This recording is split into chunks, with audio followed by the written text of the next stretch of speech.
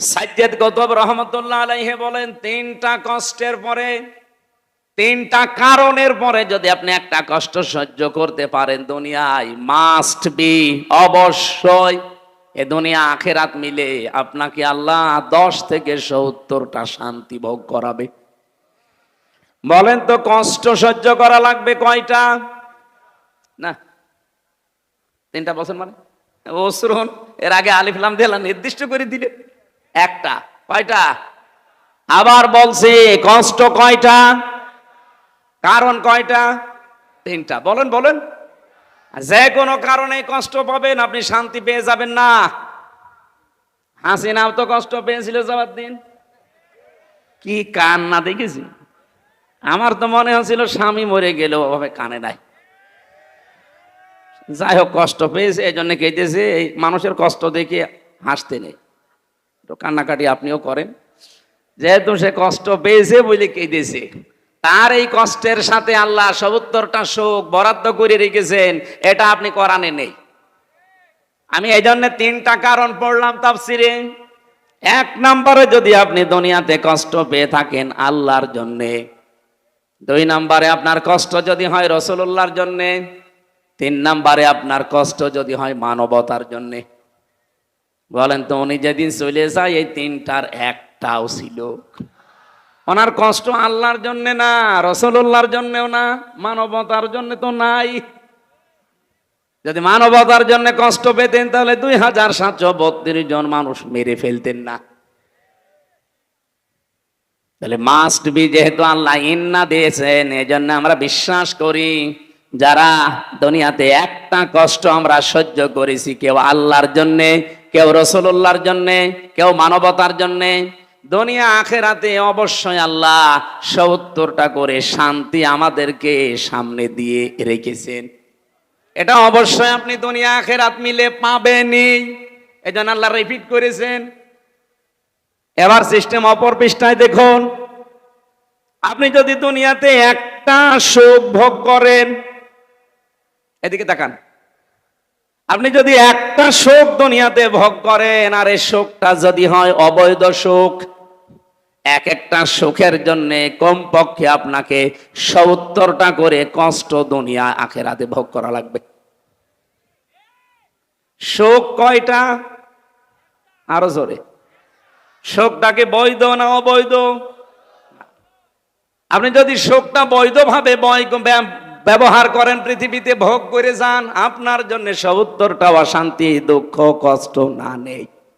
কিন্তু সুখ যদি অবৈধ হয়, অবশ্যই আপনার জন্য 70টা কমপক্ষে দুনিয়া আখেরাত মিলে অশান্তি, দুঃখ, কষ্ট, অপমান, অপদস্থ এগুলো রেডি হয়ে আছে।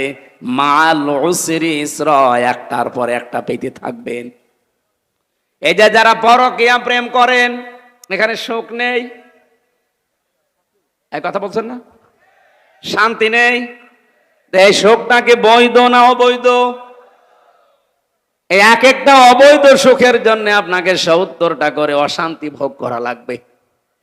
সুতরাং এই অবৈধ সুখে এখনো যারা আছেন, এই মুহূর্তে কুষ্টিয়ার এই মানুষগুলো তওবা করা লাগবে যে পরকীয়া প্রেমের লাইন যাদের সাথে আছে, আমি এই মুহূর্তে তওবা করলাম। যারা রাজি আছেন হাত তোলেন তো। আরে আল্লাহ, মিডিয়া আছে, এই কুষ্টিয়া তো বদনাম হয়ে যাবে। আপনারা সবাই এই লাইনে আছে।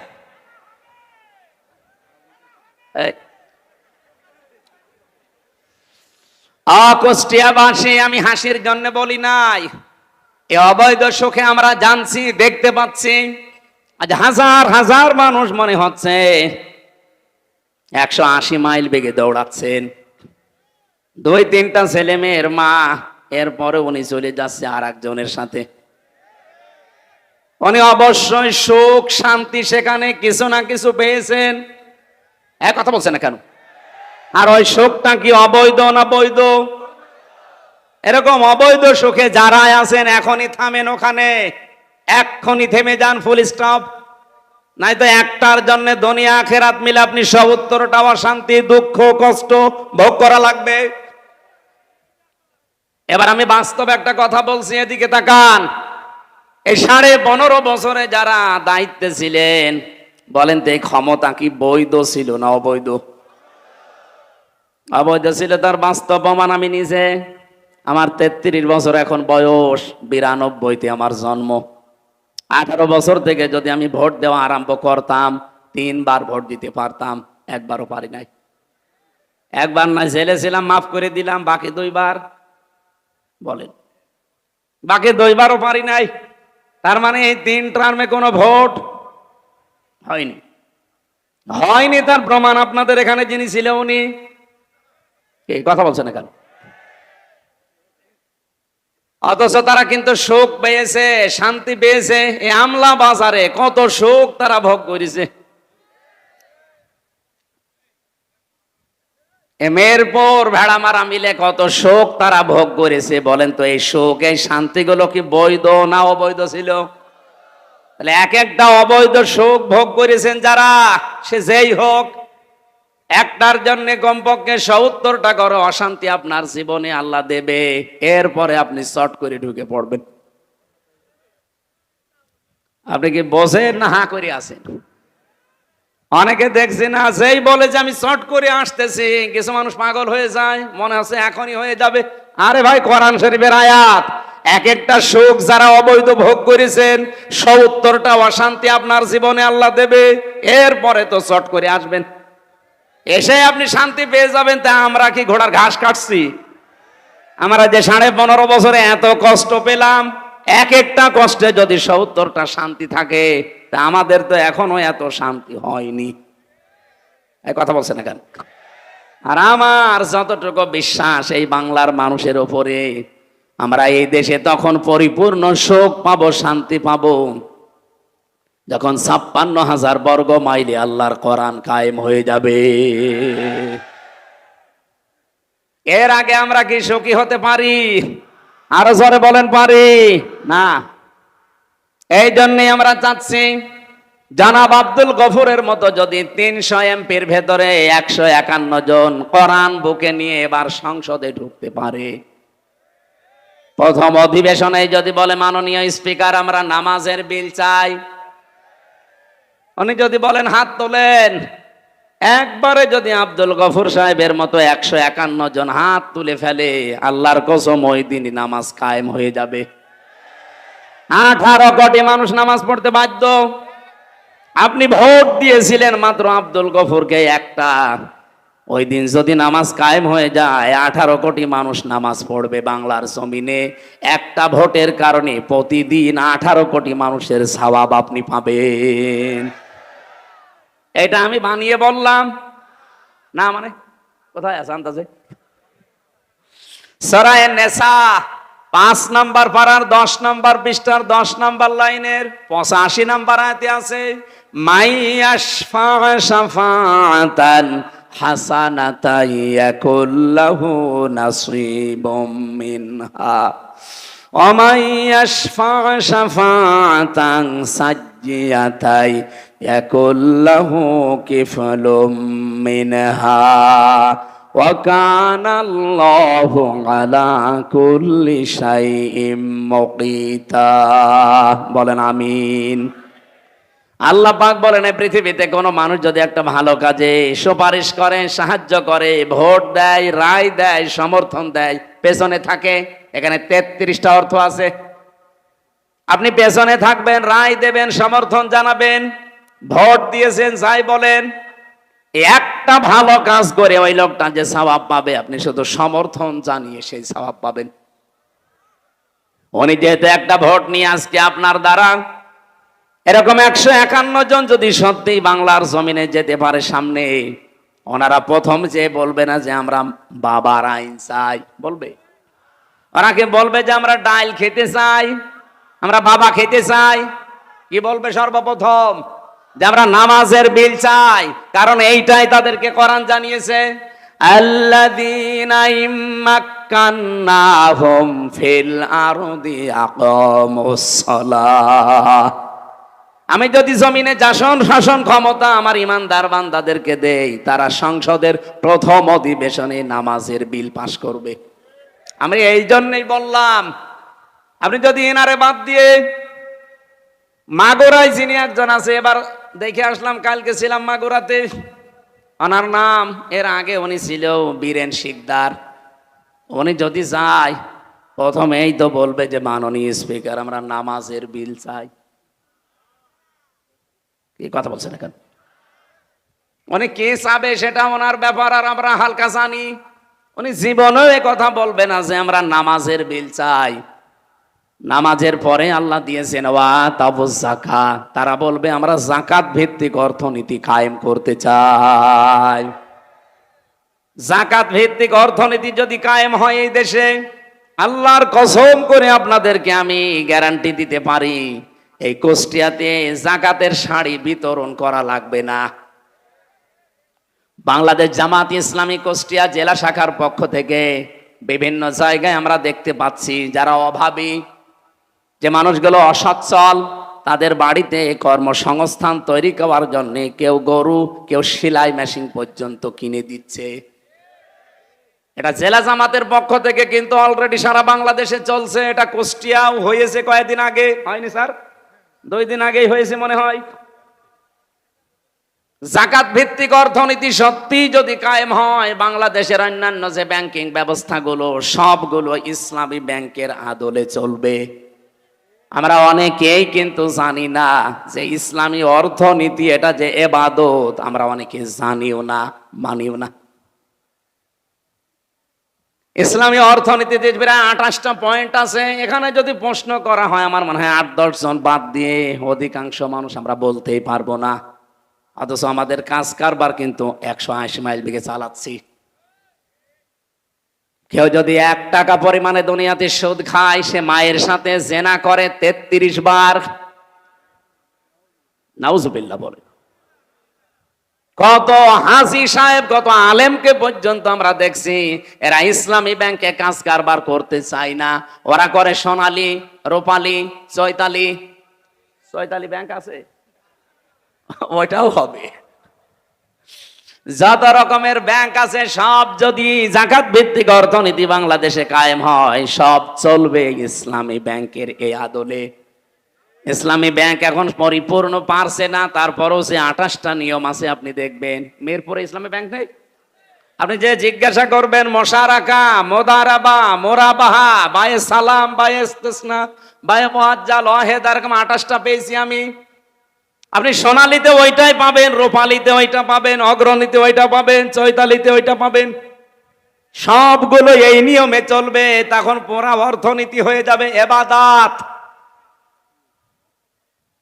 আর ওনারা গেলে আমার বিশ্বাস নামাজের পরে যাকাতের বিল আনবে। যদি না আনে ভোট দেবেন না।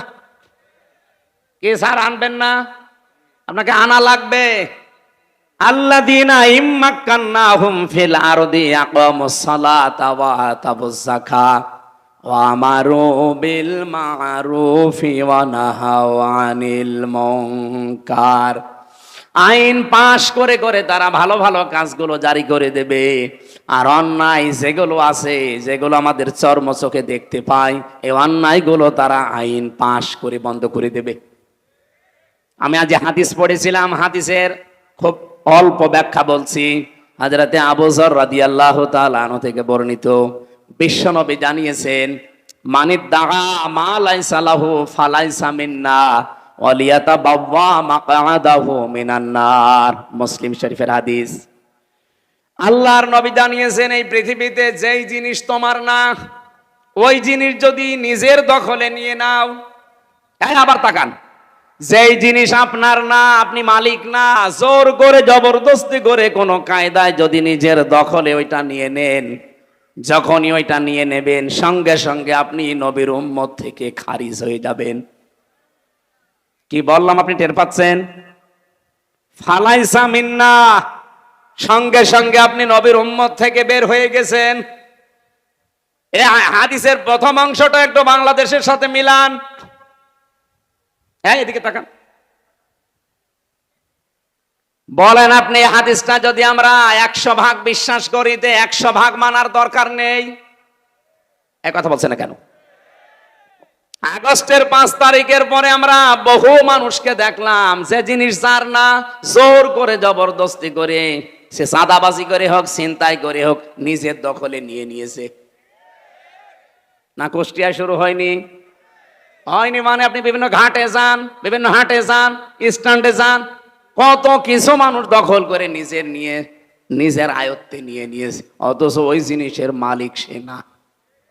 হ্যাঁ, হাদিসের টিকায় আমি পড়েছি, কোন মানুষ যদি কোনো কিছু হারিয়ে ফেলে, কোনো কিছু যদি তার আয়ত্ত থেকে চলে যায়, আপনি যদি ওইটা আবার ফেরত পান, আপনি ওইটা যদি আবার নিয়ে নেন, তাহলে আপনার জন্য এই শাস্তি না।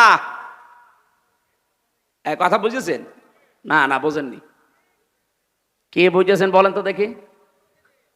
যেই জিনিস আপনারই ছিল কিন্তু আরেকজন নিয়ে নিয়েছিল, ওইটা যদি আপনি আবার ফেরত পান, আপনার জন্য হাদিসের প্রথম অংশটা না, ফালাইসা মিন্না আপনার জন্য না। এই যে ইসলামী ব্যাংক যারা জোর করে দখল করেছিল, যাদের জিনিস এখন তারা আবার ফেরত পেয়েছে, কিন্তু অনেকেই বলছে এটা নাকি দখল হয়ে গেছে। আরে ভাই, দখল হলো কি করে? যার জিনিস সে ফেরত পেয়েছে। কথা বলছে না কেন? 15.5 বছর যারা চালিয়েছে ইসলামী ব্যাংকটি তাদের ছিল, যাদের ছিল তারা ফেরত পেয়েছে। এখানে দখল করার কি আছে? আমার জিনিস আমি পেয়েছি, কিন্তু যে জিনিস আমার না ওইটা আমি দখল করে নিলাম। এই বাড়ি আমার না, বাড়ি আমি দখল করে নিয়েছি। হ্যাঁ, এ বাড়ি যদি আপনারই ছিল, 15.5 বছরে যদি দখল হয়ে যায়, আপনি আবার ফেরত নিয়ে নেন। হ্যাঁ, বুঝতে ফেলিস? ঠিক আছে, আপনার মাথায় সমস্যা আছে। 2 নম্বরের পয়েন্টটা কি ছিল?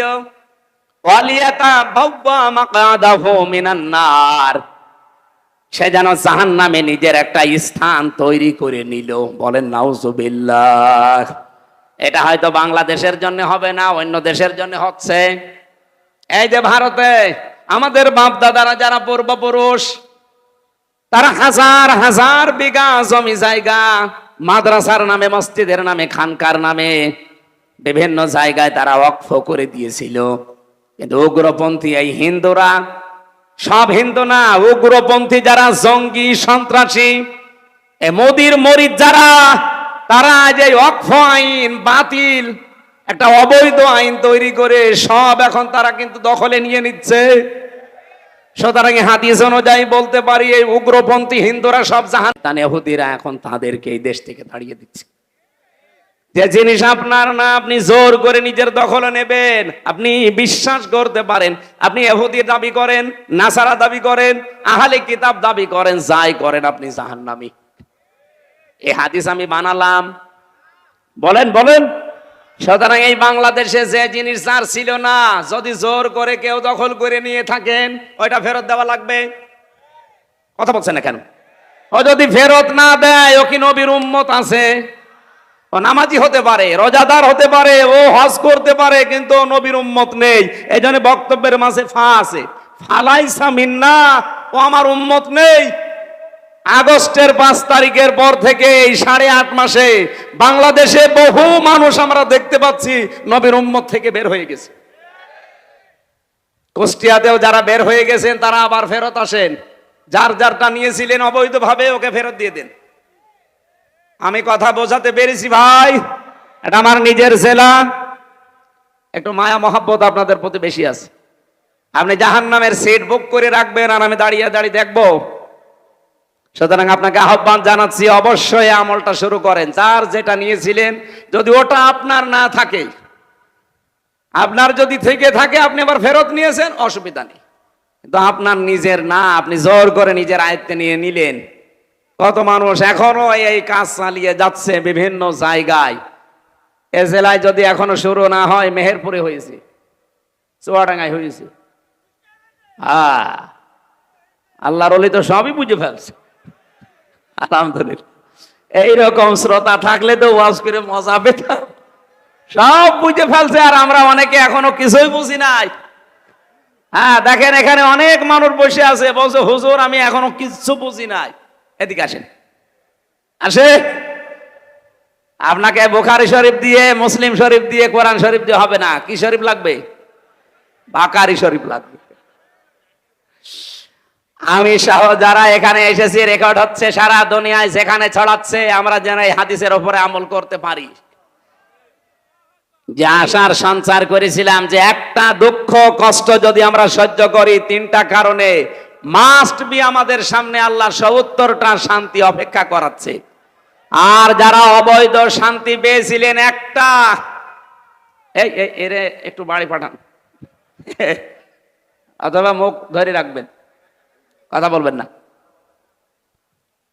অবৈধ একটা সুখ যদি দুনিয়ায় ভোগ করে থাকেন, আল্লাহর কসম পৃথিবীতে আপনাকে ৭০টা অশান্তি ভোগ করা লাগবে। আমরা আজ দেখতে পাচ্ছি অনেকে এখনো সামনে অবৈধ অশান্তি ভোগ করার জন্য, অবৈধ সুখ ভোগ করার জন্য, শান্তি পাওয়ার জন্য বিভিন্ন কায়দা কৌশল করছে। না, এটা হতে দেওয়া যাবে না। আপনি সুখ পেতে চান, চেয়ারের সুখ শান্তি, বৈধভাবে আসেন। বৈধভাবে বাদ দিয়ে আবার সিনিমিনি খেলে বাবা শাহজালাল সব হালাল করে নেবেন, হবে না। এই জন্য যারা বারবার আহ্বান জানাচ্ছেন যে আমরা কিচ্ছু চাই না, শুধু নির্বাচন চাই, নির্বাচন আমরাও চাই, কিন্তু সংস্কার না করে দিলে আবার দিনের ভোট রাতে হয়ে যাবে। এক কথা বলুন, আপনারা যারা বারবার এটা চাচ্ছেন, আপনার চাইতে আমি আরো বেশি চাই, কারণ আমি আজ ৩৩ বছর জীবনে ভোট দিতে পারলাম না। কেমন করে ভোট দেওয়া লাগে আমি জানিও না, আমার আরো বেশি আকাঙ্ক্ষা না। কিন্তু আমি তো চাই যে আমি দিনের ভোট আবার রাতে দিয়ে ফেলবো না, এটা আমি আর হতে দেব না। আর এর মাধ্যমে যদি আবার কেউ চেয়ারে বসেন, ওই চেয়ার কি বৈধ হবে না অবৈধ? ওই অবৈধ চেয়ারে বসবেন, আপনি বসেন না বসেন আপনার দরকার নেই। যারা বসতে চায়, যারা এরকম অবৈধ চেয়ারে বসে সুখ শান্তি পেতে চান, একটা কয়টা অশান্তি ভোগ করা লাগবে বলেন বলেন? আমি তো জেনে শুনি আপনি আমার আপনজন, আপনাকে এই রাস্তায় যেতে দেব না। এই কারণে আমরা এত কড়াকড়ি করছি যে ১৬২৮ জন দায়িত্বে ছিল বাংলাদেশের, এগুলো সব হয় জালেম, না জালেমের দোষর। কথা বলা লাগবে, প্রত্যেককেই পাল্টাতে হবে। এগুলো যদি কালকে সব পাল্টিয়ে ফেলেন, পরশুদিন নির্বাচন দিয়ে দেন, কোনো অসুবিধা নেই। কিন্তু এগুলো না পাল্টিয়ে আপনি ওই যা ছিল তাই, শুধু কুষ্টিয়ার ডিসি গেছে মেহেরপুর, মেহেরপুরেরটা এসেছে চুয়াডাঙ্গায়, এই মাল তো সব একই আছে। কথা বলছে কেন? আমরা যারা এই খাই খাই হাই হাই করতেছি কি হবে কি হবে না, এগুলো বন্ধ করেন ভাই। একটু সময় আমরা দিতে চাই। সংস্কারটা যেই কয়দিন লাগে, যদি ২ মাস লাগে ২ মাস লাগবে, যদি একদিন লাগে একদিনই শেষ। যারা দায়িত্বে আছে ওনাদেরকে আমরা চাই জীবনেও না, আমরা চাই নির্বাচিত যারা তারা আসবে, তাহলে যারা বাইরে বসে বসে ষড়যন্ত্র করছে ওদের ষড়যন্ত্র বন্ধ হবে। কিন্তু পরিষ্কার না করে একটা উপন্যাস পড়ছিলাম, বাসার ঘরে স্ত্রী বসে আছে, দাদি শাশুড়ি গিয়ে বলছে ওই নাচবো, আমি কিন্তু পতি চাই। মেয়েটা লজ্জা শরম বলছে দাদি আমি আপনার এর কাছে সময় চাই, একটু সময় দেন। শাশুড়ি এসে বলছে দেখেন বৌমা কি করবা জানি না, আমার কিন্তু নাতি চাই। বলছে মা আপনিও একটু সময় দেবেন না? দেবর আর ননদ এসে বলছে ভাবি কি করবা জানি না, আমাদের কিন্তু ভাতিজা চাই। ঠিক আছে। স্বামী এবার ঘরে এসে বলছে বউ আমি ঘুমালাম, আমার বেবি চাই। গমটা ফেলে দিয়ে বলছে সব কি পাগলের বংশ? কারো নাতি চাই, কারো পতি চাই, কারো ভাতিজা চাই, কারো বেবি চাই, আর এসে তুমি ঘুমিয়ে পড়ো, আমি কি ডাউনলোড করে নিয়ে আসবো? সব হবে। 10 মাস 10 দিন সময় দেওয়া লাগবে না? হয়েছে কয়দিন? 8 মাস 15 দিন, কারণ আজকে 20 তারিখ, 5 দিন তো বাদ। কথা বলছে না কেন? আরো 3 দিন বাদ দেন, 8 মাস 12 দিন হয়। 8 মাস 12 দিনে ছেলে মেয়ে হলে কি হবে? সুস্থ হবে। সুতরাং 10 মাস 10 দিন সময় দেন। এর ভেতরে আমরা চাই যেখানে যেটা আছে, অন্তত যতগুলো দিয়েছিল এদেশের রাজনৈতিক দলেরা সবগুলো না করলেও 10টা করেন, গুরুত্বপূর্ণ 10টা জায়গা এগুলো পরিবর্তন করে দেন, কালকেই নির্বাচন দিয়ে দেন, কোনো অসুবিধা নেই। কিন্তু যেই ডিসি যেই এসপি যেই টিওনো যেই ওসি সেগুলো সব ঠিকই আছে। আমার রিমান্ডে যে পিটিয়ে ছিল টাঙ্গিয়ে 11 ঘন্টা মাজায় দড়ি লাগিয়ে, সে এখন সাতক্ষীরার এসপি। জিনিস তো একই আছে, ঢাকারটা পাঠিয়েছে সাতক্ষীরায়, সাতক্ষীরারটা পাঠিয়েছে কুষ্টিয়ায়। এই জিনিস তো তারাই যারা 15 বছরে এই জালেমাকে সাহায্য করেছে। কথা বলেন না কেন? তা আপনি তাদের আন্ডারে আবার চান মানে আবার ওই দিনের ভোট রাতে করবেন? দিনের ভোট রাতে করলেও আমাদের অসুবিধা নেই, কিন্তু ক্ষমতায় যারা যাবেন তারা তো বৈধ না, অবৈধ। কথা বলছেন না কেন? আরে অবৈধ শান্তি যদি কেউ ভোগ করে একটা কি হয় আপনি দেখতে পাচ্ছেন না? এই বুবু অবৈধ শান্তি ভোগ করে তো কপালে এই দুর্গতি আজ। আগস্টের 5 তারিখের পর থেকে এপ্রিলের 15 তারিখ পর্যন্ত আমি জানি এদেশে 27 বার চেষ্টা চালিয়েছে দেশ যেন ব্যর্থ হয়ে যায়। বুবুর একটা আকাঙ্ক্ষাও পূরণ হয়নি, সব গুড়ে বালি। কারণ আল্লাহর ঘোষণা ছিল কি, একটা অবৈধ সুখ ভোগ করলে কতগুলো অশান্তি পাওয়া লাগবে। অশান্তি, দুঃখ, অপদস্থ, অপমান, এগুলো কমপক্ষে 70টা। 15.5 বছরে বুবু সহ যারা দায়িত্বে ছিল তারা যদি 50টা সুখ ভোগ করে অবৈধ, কয়টা বলেন? আরো জোরে বলেন। এক একটা সুখের কারণে যদি 70টা অশান্তি হয়, 50টায় কত হয়? 3500। আপনি হিসাব করে দেখেন, 3500 কষ্ট, দুঃখ, অপমান, অপদস্থ, গ্লানি আপনার জীবনে আসবে। এরপরে আপনি শর্ট করে আসবেন, আপনাকে চেয়ারে দেব। এত দুঃখ পেতে পেতে আপনি অন্তত কব্বরে চলে যাবেন। আর আমরা এক একটা দুঃখের কারণে, কষ্টের কারণে শান্তি পাবো আল্লাহর পক্ষ থেকে কয়টা? 70টা। যদি এই 15 বছরে 15টাও অশান্তি পেয়ে থাকি, কষ্ট পেয়ে থাকি, এক একটাই 70টা, হিসাব করেন তো। 15টা বললাম মাত্র। এতগুলো শান্তি আমি এখনো পাইনি। সুতরাং এই শান্তি আমি বিশ্বাস করি আমরা পাবো যারা আল্লাহর জন্য, রাসূলুল্লাহর জন্য আর মানবতার জন্য এই কষ্ট দুঃখ পেয়েছি। মাস্ট বি আল্লাহ আমাদেরকে এতগুলো শান্তি দুনিয়ায় দেবেই। এই জন্য মার পরে আল্লাহ এই শব্দটা লাগিয়েছেন। আমি আশা করছি আপনারা কথা বুঝেছেন। আল্লাহ রাব্বুল আলামিন, আমি ওয়ারাফা'না লাকা যিকরাকের পরে এই আশার সঞ্চার করার জন্য আয়াতটা বললাম। আল্লাহ আমাদেরকে যেন, অনেকে হতাশ হয়ে যাচ্ছে, না হতাশার কিছু নেই। ওয়ালা তাহিনু ওয়ালা তাহজানু। আলেমরা নেই এখানে? কত আলেম বসে আছে? ওয়ালা তাহিনু ওয়ালা তাহজানু, এতটুকু আল্লাহ শেষ করে দিতে পারতেন। এরপরে অন্য শব্দ লাগালে আমি আয়াতটাও বলতাম না। গুরুত্বপূর্ণ তথ্য আছে এখানে একটা। রব্বুল আলামিন বলেন ওয়ালা তাহিনু ওয়ালা তাহজানু, আমার নির্দেশ, আমার অর্ডার সূরা আলে ইমরান 139 নম্বর আয়াতে আছে, কোনো ভয় নেই, কোনো চিন্তা নেই, হতাশাগ্রস্ত হওয়া যাবে না। ওয়া আনতুমুল আ'লাউনা। যারা আরবি গ্রামার বসে, বালাগাত মানতিক পড়ায়, শব্দটা ছিল ওয়া আনতুম আল আ'না আল আ'লাউনা। মুবতাদা, খবর। আমরা সব সময় জানি মুবতাদা যদি মারিফা হয় খবর হবে নাকিরা। আল্লাহ আনতুম দিতে পারতেন, এরপরে আলিফ লাম না দিয়ে আ'নাউদা দিতে পারতেন। আলিফ লামটা এমন জায়গায় লাগিয়েছেন আল্লাহ রাব্বুল আলামিন, এই নাকিরা শব্দটা যখন, নাকেরা শব্দটা যখন নির্দিষ্ট হয়ে যায় আলিফ লাম দিয়ে, তখন ইফিদুল হাসরা, হসরের ফায়দা দেয়। বাংলা অর্থ তখন দাঁড়ায়, এই পৃথিবীতে তোমরা বিজয়ী হবে। শুধু হবে না, শেষে হর্ষাই দেওয়া লাগবে। আল্লাহ বলেন চিন্তা তো নেই, ভয়ও নেই, তোমরাই বিজয়ী হবে। গ্যারান্টি দিচ্ছে কে? একটা শর্ত আল্লাহ শুধু লাগিয়েছেন, এই কারণে আমরা পারছি না। শর্তটা কি? ইন কুনতুম মুমিনিন, যদি মমিন হও। প্রশ্ন আসতে পারে, আমি তো মমিন আছি। আমরা মমিন আছি, আমরা আব্দুল মমিন। উনি যেমন শুধু গফুর না, উনি আব্দুল গফুর। ওনারে শুধু গফুর বলতে পারবেন? উনি গফুরের বান্দা। আমরা মমিন আছি কিন্তু আব্দুল মমিন, মমিনের বান্দা। আমাদেরকে আমার আল্লাহ পাক যে মমিন হওয়ার নির্দেশ দিয়েছেন, ওই মমিন হওয়া লাগবে।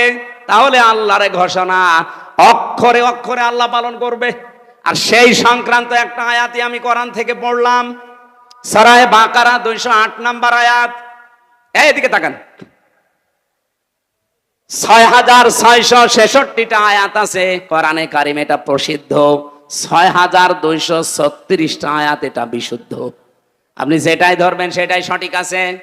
6666টি আয়াত যদি ধরেন, আপনি কোরআনের একটা আয়াতের 3 ভাগের 1 ভাগ আমি মাত্র পড়লাম।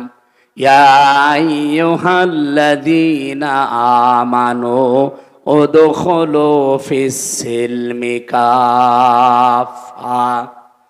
আল্লাহ এখানে ডাক দিয়েছেন, ওহে যারা ঈমানের দাবি করো তাদেরকে বলছি, উদখুলু, সবাই মিলে প্রবেশ করো, ফিস-সিলমি কাফা, পরিপূর্ণভাবে সিলমনের ভেতরে। সিলমন মানে কি? না না, সালমন মানে শান্তি, আর সিলমন মানে ইসলাম।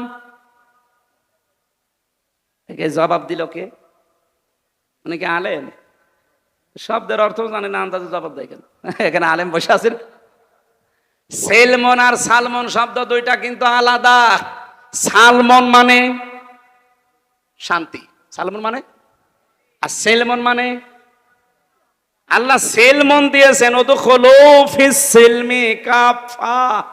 যেমন তেমন ভাবে প্রবেশ করলে হবে না, পরিপূর্ণ ভাবে। কোথায় করবেন? সেলমনের ভেতরে। আর সেলমনের আগে আলিফ লাম দেওয়া আছে। আরবি গ্রামারটা যারা জানেন না, হালকা পাতলা একটু আলিফ লাম এর যে প্রকারগুলো আছে ভালো করে একটু আয়ত্ত করবেন, কোরআন বোঝা সহজ হবে। আল্লাহ নির্দিষ্ট করে দিলেন যে আমার ইসলামের ভেতরে প্রবেশ করো। আমি গত কালকে না পরশুদিন আমার আলোচনা ছিল সকালে 20 মিনিট মতো, ওই যে বাংলাদেশ জামাত ইসলামের ওলামা বিভাগের কুষ্টিয়াতে। আমি এই উদখুলু ফিস-সিলমি কাফার উপরে 5টা পয়েন্টে কথা বলতে চেয়েছিলাম, মেহমান আসার কারণে আমি বলতে পারি নাই।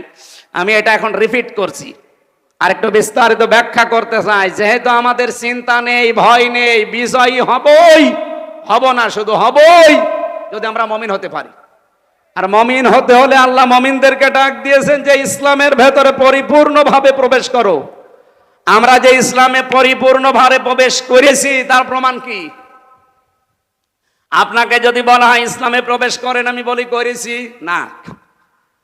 কোরআন শরীফের ভেতরে এই সিলমন শব্দের ব্যাখ্যা আমি যত জায়গায় পেয়েছি, আমার জীবনে আমি এই শব্দটা নিয়ে প্রায় 42টার উপরে তাফসির মিলিয়েছিলাম। আমার এই ছোট জীবনে আমি মিলাতে মিলাতে 42টা মুফাসসিরের সামারাইজ পেয়েছি। এ পৃথিবীতে কোনো মানুষ যদি 5টা বিষয় মানতে পারে, সে যেন নিজে বিশ্বাস করে যে আমি পরিপূর্ণ ইসলামে প্রবেশ করেছি। আপনি দেখেন তো আপনি কয়টায় প্রবেশ করেছেন? কুষ্টিয়াবাসী, আমি আবার বলছি, আমি কিন্তু খুব ভালোবাসি আপনাদের। যদিও আপনাদের এই জেলায় যারা দায়িত্বে ছিল এর আগে আমাকে এই 15টা বছরে জেলায় ঢুকতে দেননি। কোথায় তারা? আজ দোয়া করছে আল্লাহ তাদেরকে হেদায়েত দিয়ে ফেরত নিয়ে আসুক। আর যদি হেদায়েত না থাকে যেন তিনি তার কাছে তুলে নেয়। হেদায়েত না থাকলে আবার আসলে ওই ক্যান্সারের মতো সমস্যা হবে। এজন্য হেদায়েত যদি কপালে থাকে আল্লাহ যেন ফেরত নিয়ে আসে। হেদায়েত না থাকলে ও ছাতা মাতার দরকার নেই, তারা যেন আল্লাহর কাছে সরাসরি চলে যায়। এজন্য খুব ভালোবাসা নিয়ে বলছি, আমরা চাই প্রত্যেকে আমরা পরিপূর্ণভাবে ইসলামে প্রবেশ করব, না আংশিক? বলেন পরিপূর্ণভাবে যদি কেউ ইসলামে প্রবেশ করতে চান, প্রথমে তাকে মানা লাগবে, আল্লাহর কাছে সে যেন আত্মসমর্পণ করে। এই ব্যাখ্যায় আমি পেয়েছি সূরা বাকারার 131 নম্বর আয়াত। রব্বুল আলামিন বলেন, ইয ক্বালা লাহু রাব্বুহু আসলিম ক্বালা আসলামতু লিরাব্বিল আলামিন। বলেন আল্লাহু আকবার। আমাদের জাতির পিতা যিনি হযরত ইব্রাহিম আলাইহিস সালাম, রব্বুল আলামিন তাকে বলেছিলেন আত্মসমর্পণ করো। তিনি বললেন আমি আত্মসমর্পণ অলরেডি করে ফেলেছি। কিভাবে করেছিলেন? গাছের মাথায় বসে কোড়াল দিয়ে তিনি কাঠ কাটছিলেন। আল্লাহ পাক বলেন ইব্রাহিম আত্মসমর্পণ করো। উনি বলেন কিভাবে? বলেন ওখান থেকে খাতনা করো। গাছের মাথায় বসে কোড়াল দিয়ে খাতনা করে ডাক দিলেন আসলামতু লিরাব্বিল আলামিন। মহাবিশ্বের প্রতিপালক ওই আল্লাহর কাছে আমি আত্মসমর্পণ করে ফেলেছি। শুধু করব তা না, আসলাম তো এটা মাঝি, আমি করে ফেলেছি। এখন থেকে আমার নিজের ইচ্ছা মতো আর কিছু হবে না, আল্লাহর ইচ্ছায় আমার ইচ্ছা। এইরকম মন যদি আপনি তৈরি করতে পারেন ইব্রাহিম নবীর মতো, উনি তার সন্তানদেরকেও এইটাই শিখিয়েছিলেন। আমরা যেহেতু ইব্রাহিম নবীর রুহানি সন্তান, এদিকে তাকান, ওয়াওয়াসসা বিহা ইব্রাহিমু বানিহি ওয়া ইয়াকুব ইয়া বানিয়া ইন্নাল্লাহা আসতাফা লাকুমুদ্দীনা ফালা তামুতুন্না ইল্লা ওয়া আনতুম মুসলিমুন। স্মরণ করো ওই সময়ের কথা যখন তার সন্তান ইব্রাহিম আলাইহিস সালাম তার সন্তান ইয়াকুব, ইব্রাহিম এবং ইয়াকুব তার নিজের সন্তানদেরকে ওসিয়ত করছিলেন, উপদেশ দিচ্ছিলেন, এই ওয়াজ করছিলেন, হে আমার কলিজার টুকরা সন্তান। বোনাইয়া বলা হয় আদরের সন্তানকে, ইয়া বোনাইয়া বললেন হে আমার কলিজার টুকরার সন্তানেরা। আমরা যারা আমাদের সন্তান আদিকে ভালোবাসি, এই কথা বলে বলে তাদেরকে আপনি আজ ফেরত নিয়ে আসেন। ইন্নাল্লাহ, অবশ্যই আল্লাহ, ইস্তফা, মনোনীত করেছেন, লাকুমুদ্দীনা, তোমাদের জন্য দিনকে। দিন মানে রাতের পরে যেটা আসবে ওইটা। বলেন বলেন, দিন মানে কি? দিনের প্রায় 19টা অর্থ আমি পেয়েছি। দিন মানে কি, এটা যেহেতু গুরুত্বপূর্ণ একটা বিষয়। আর কবরে যাবার পরেই মার রব্বুকার পরে 2 নাম্বার প্রশ্ন হবে মা দিনুকা, তোমার দিন কি? দিন মানে শুধুমাত্র দিয়ে রাতের পরে দিন আসে এই দিন না। দিন মানে ধর্ম, দিন মানে রাষ্ট্রীয় ব্যবস্থা, দিন মানে আনুগত্যের বিধান। একটা একটা সবগুলো অর্থ আপনি কোরআনে পাবেন। দিনের এতগুলো অর্থ আমার আল্লাহ নিজে কোরআনে করেছেন, আমি প্রায় 19টা লিখেছি এখানে। একটা করে তথ্য বলতে গেলে অনেক সময় লাগবে, এজন্য হয়তো এদিকে যাওয়া যাচ্ছে না। তারপরে একটু হালকা বলা দরকার। দিনের যতগুলো অর্থ গুরুত্বপূর্ণ, তার ভেতরে দিন মানে, আমি একটা বলছি, আমি একটার উপরেই ব্যাখ্যা করব। দিন মানে জীবন ব্যবস্থা। দিন মানে কি বলেন বলেন। কোরআনে কারিমে এরকম বহু আয়াত আমি সিরিয়াল হিসাবে পেয়েছি। আফা গায়রা দীনিল্লাহি ইয়াবগুন ওয়ালাহু আসলামা মান ফিস সামাওয়াতি ওয়াল আরদ তাওআন ওয়া কারহা ওয়া ইলাইহি ইরজাউন। দলিলগুলো লম্বা করা যাচ্ছে না, কারণ আমার 1 ঘন্টা সময় আর 5-7 মিনিট আছে। আমি এগুলো পয়েন্টগুলো বলছি।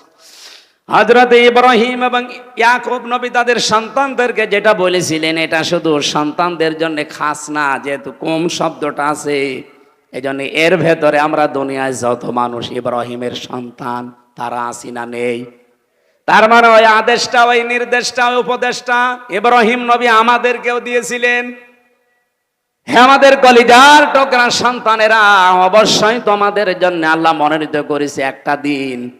এই পৃথিবীতে এখন 4,500 ধর্ম আছে, দিন আছে। কয়টা?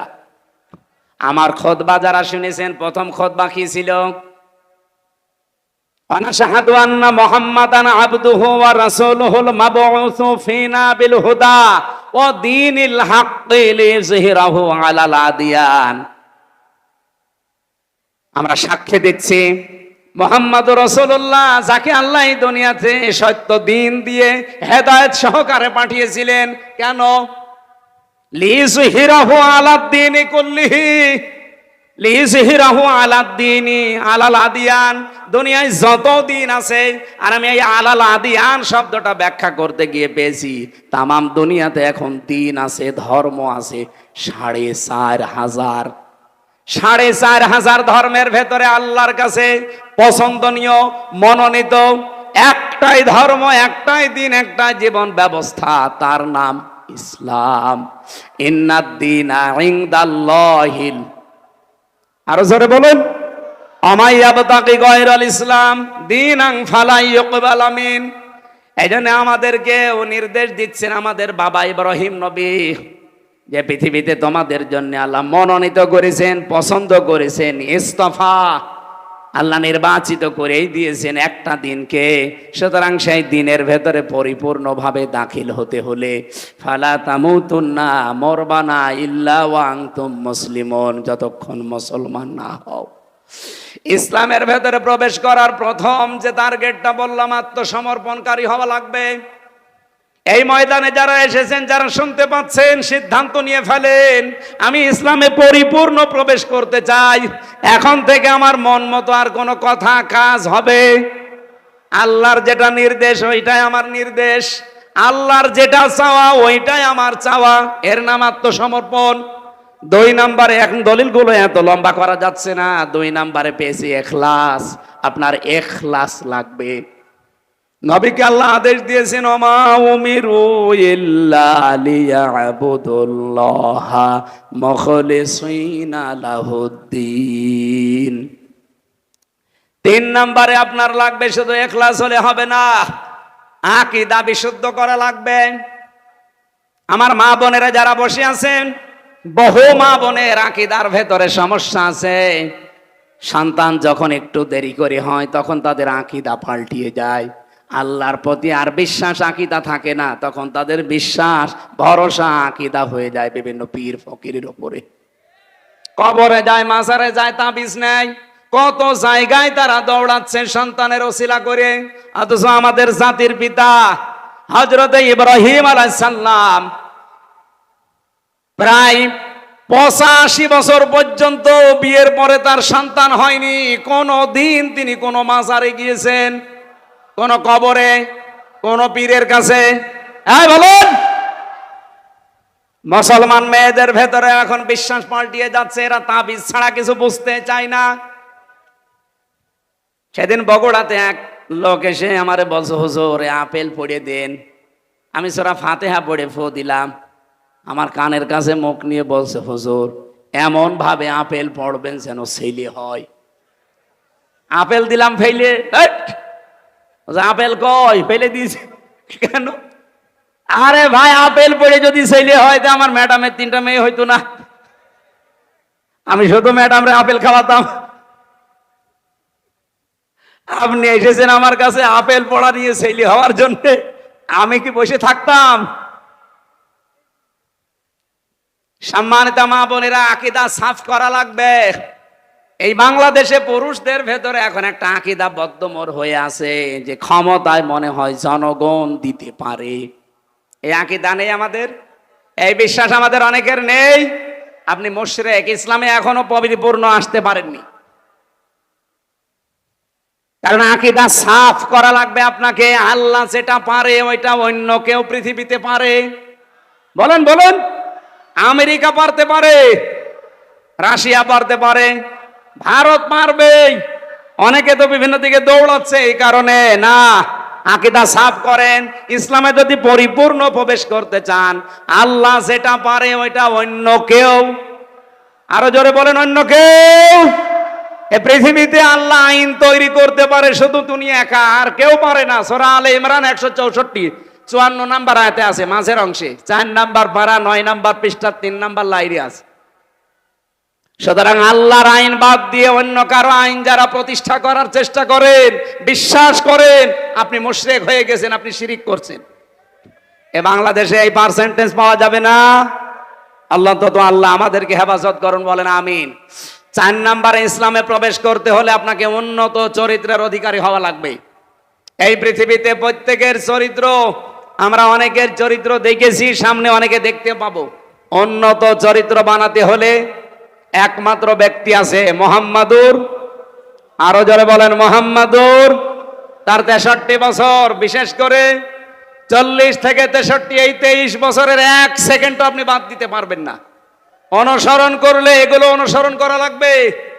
বহু মানুষ বলে যে হুজুর আমরা আছি 1 থেকে 40 পর্যন্ত, কিন্তু 40 থেকে 63 এই 23 বছরের ঝামেলা ওর ভেতরে নেই। এমনকি বহু মানুষকে আমি এখন শুনতে পাই, তারা বলে আমরা 40 থেকে 53 এই 13 বছর মানি, কিন্তু বাকি যে 10 বছর উনি খালি যুদ্ধ বিগ্রহ করেছেন, এই জন্য একটু ঝামেলা, ওই 10 বছরে আমরা নেই। আরে ভাই, 13 বছর যদি আপনি মানতে পারেন মক্কার জীবন, 10 বছর মদিনার জীবনও মানা লাগবে। আমরা যারা 13 বছর কষ্ট করলাম, এখন মদিনার 10 বছর আমরা অন্তত শান্তি করতে চাই। এই কথা বলছেন না কেন? 13 বছর কষ্ট না, 15 বছর করেছে, আরো 2 বছর বেশি। সেই হিসাবে আমরা একটা আশা করতে পারি, নবীজি যেমন 10 বছর রাষ্ট্রীয় ক্ষমতায় ছিলেন, আগামীর 10 বছর বাংলাদেশে কোরআন ক্ষমতায় থাকবে। এটা দেখতে চান না? কারা কারা চান দেখি? লিল্লাহে তাকবীর।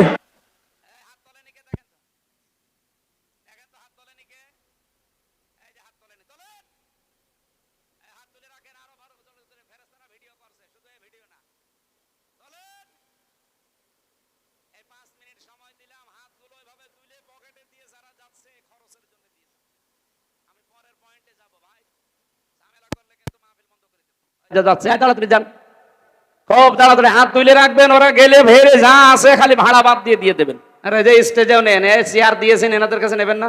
আমার কাছেও আসেন, আমি যাতে থাকে দিচ্ছি। আসেন, যা আছে তাই দেওয়া লাগবে। এই যে টাকার কথা বললে মানুষ চলে যায়, কি আশ্চর্য গো। হ্যাঁ, 5 নাম্বার পয়েন্টটা এখনো শেষ হয়নি। বসেন বসেন।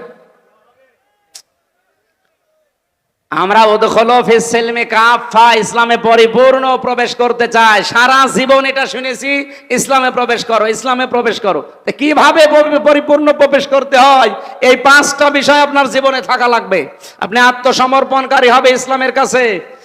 আপনি 2 নম্বরে আপনার ইখলাস লাগবে, উন্নত চরিত্র লাগবে, আকীদা সাফ করা লাগবে। আর 5 নাম্বার লেনদেনে স্বচ্ছ হওয়া লাগবে। আমাদের লেনদেনে অনেকের স্বচ্ছ নেই। বড় বড় মানুষ দেখেছি আমরা, আমার মনে হয় দেখলে মনে হয় যে জান্নাত থেকে পালিয়ে এসেছে, অথচ টাকা ধার নিলে দিতে চায় না। এরকম মানুষ নেই? দোকানে বাকি যদি খায়, ওই দোকানের সামনে দেওয়া যায় না, উল্টা দিকে ঘুরে যায়।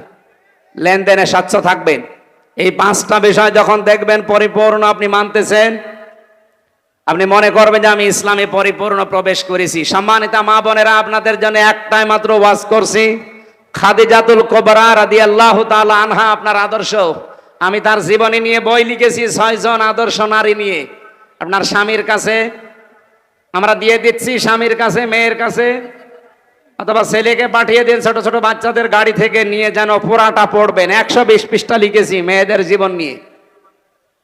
খাদিজাতুল কুবরা রাদিয়াল্লাহু তাআলা আনহা জীবনে 1 ওয়াক্ত নামাজ পড়েননি, একটা রোজা রাখেননি, জীবনে একদিনের জন্য পর্দায় ছিলেন না, একটা বার হজও করেননি, 1টা টাকা তিনি যাকাত দেননি। অথচ তাকে আল্লাহ জান্নাতে একটা ঘর বানিয়ে অলরেডি পাঠিয়েছে, তার জন্য সুসংবাদ।